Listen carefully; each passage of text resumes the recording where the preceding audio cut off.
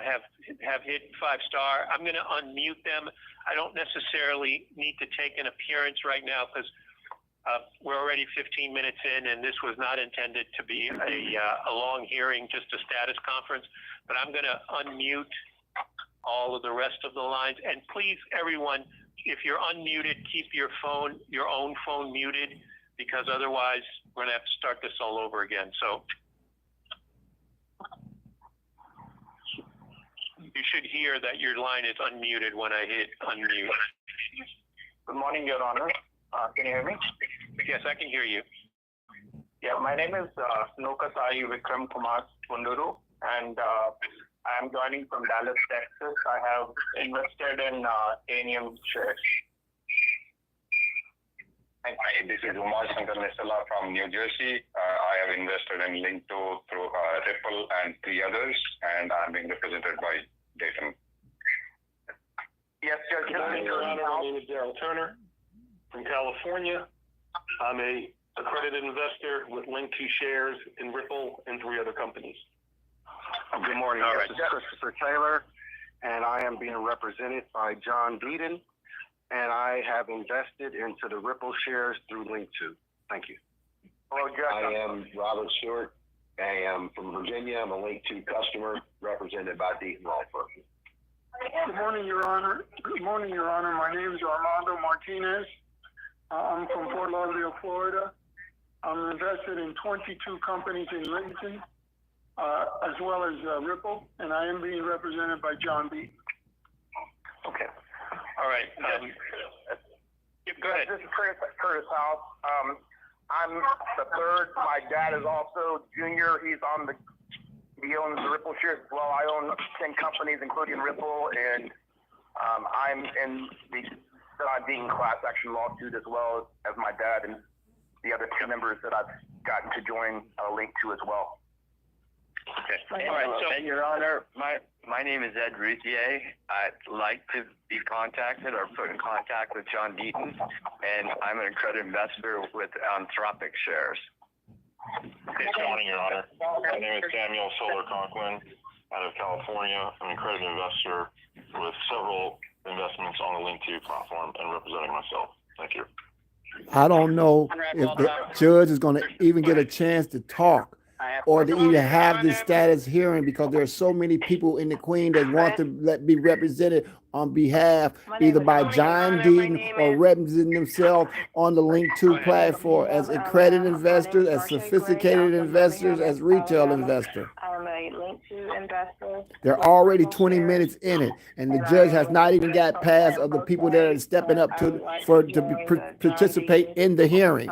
That's how important this is. This is for you sophisticated investors, these retail investors, for these accredited investors. That's why it's very important that we change the rules of eligibility for being an accredited investor. The real crypto informant, X-rated pennies, here again. Companies on their platform. I'm currently representing myself, but I am definitely I'm open to joining the John Deaton team class action suit on this. All right, so let me just stop everyone there. So the purpose of this hearing today is a status conference that I called with respect to the motion that was filed at docket number 79. The way that we actually being recorded. The way that we actually take appearances is through on my webpage. There's a link to the Link2 bankruptcy, and that's the way we take formal appearances on the record. So with respect to that, I wanted to have a discussion about how to proceed with the motion that was filed at docket number 79. Now, so I want to make sure, Mr. Frey, do you have an open line? Yes, Your Honor. Okay. And Mr. Reisman, do you have an open line?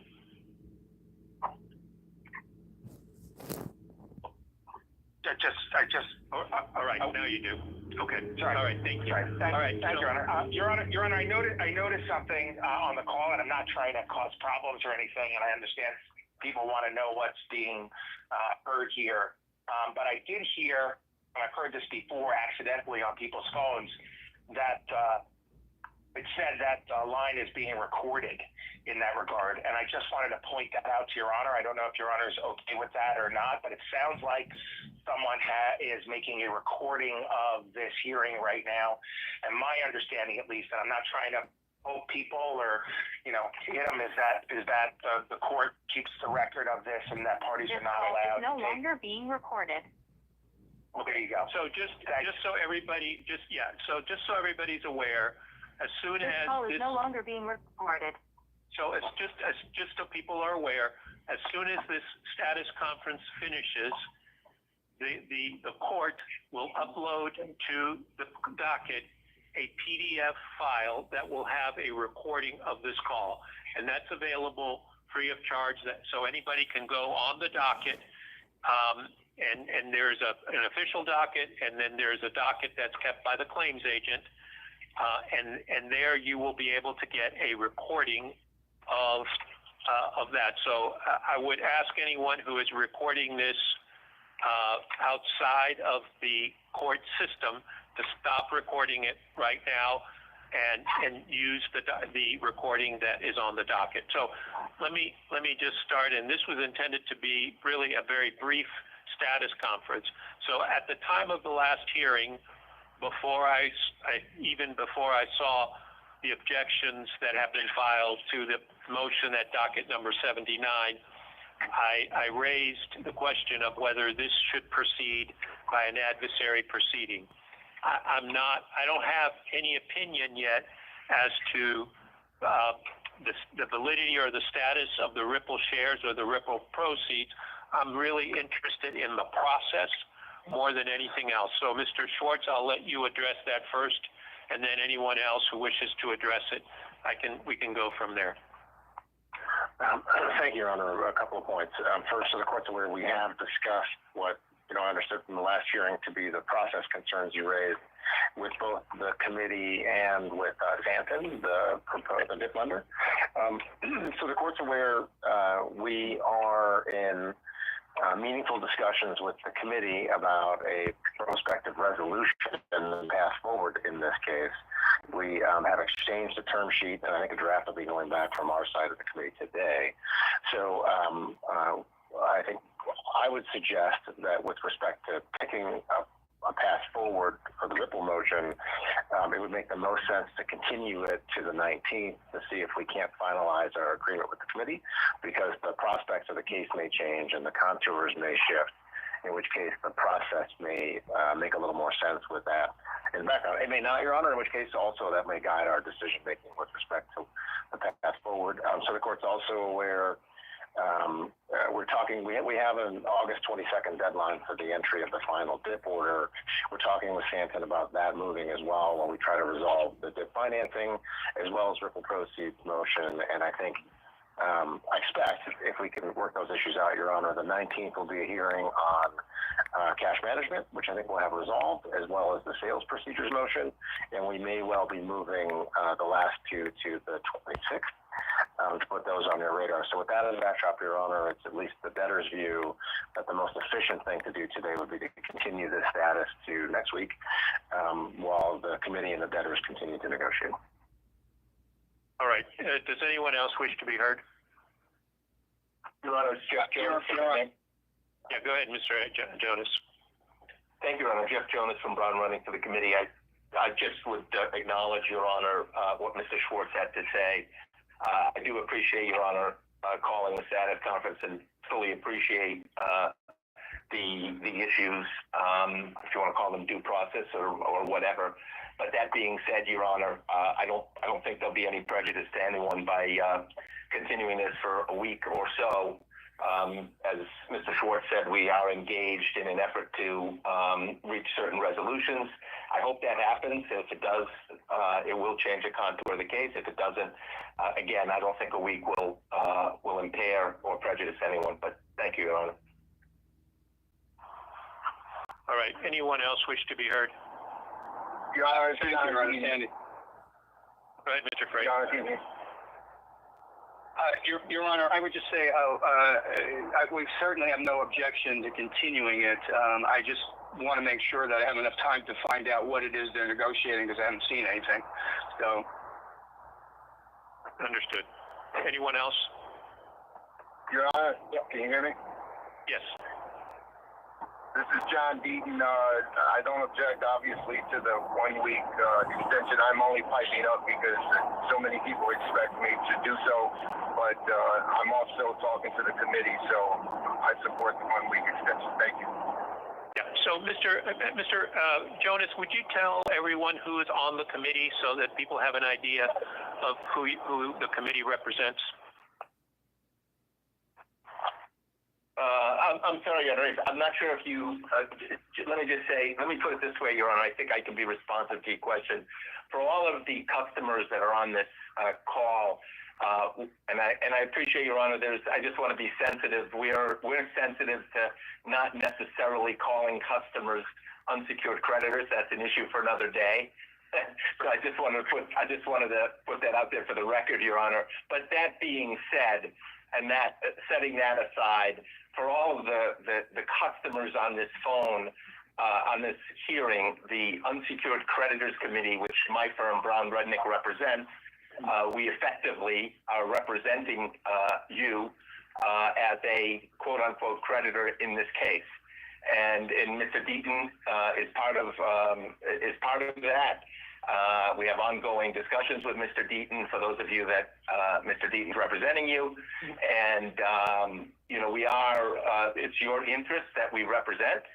And I don't know if we're going to get there, but we're having discussions with the debtors about a resolution that we believe would be favorable to you.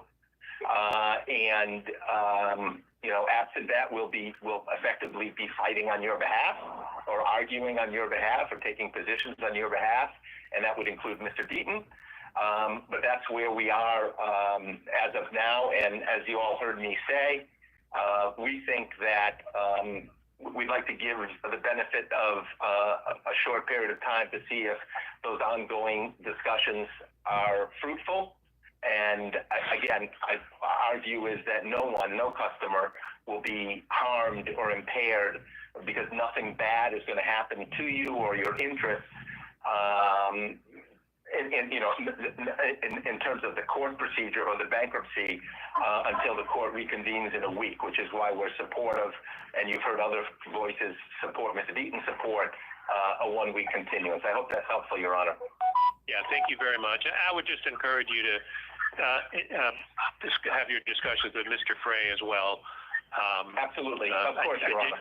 I did read the filings this morning. So based on the representations of counsel, we will go ahead and continue this status conference to August 19th at 9 a.m.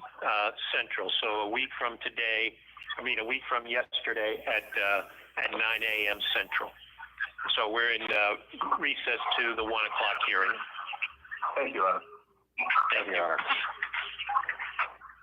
Thank you, Your Honor. Line unmuted. Conference recording. Line muted.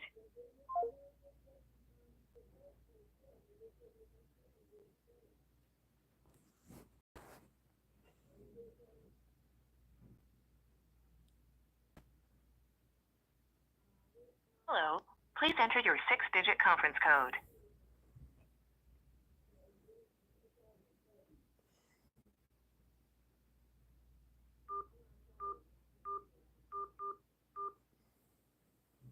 This is a hearing before United States Bankruptcy Judge Alfredo Perez. If you wish to be authorized to speak, you must wait until your case is called. Press 5* when you wish to speak or make an appearance. When you are authorized, you will hear a message that your line is unmuted. We will now connect you to your call. The conference has not started. If you are the host, please enter your 4-digit host code to open the conference. If you are not the host,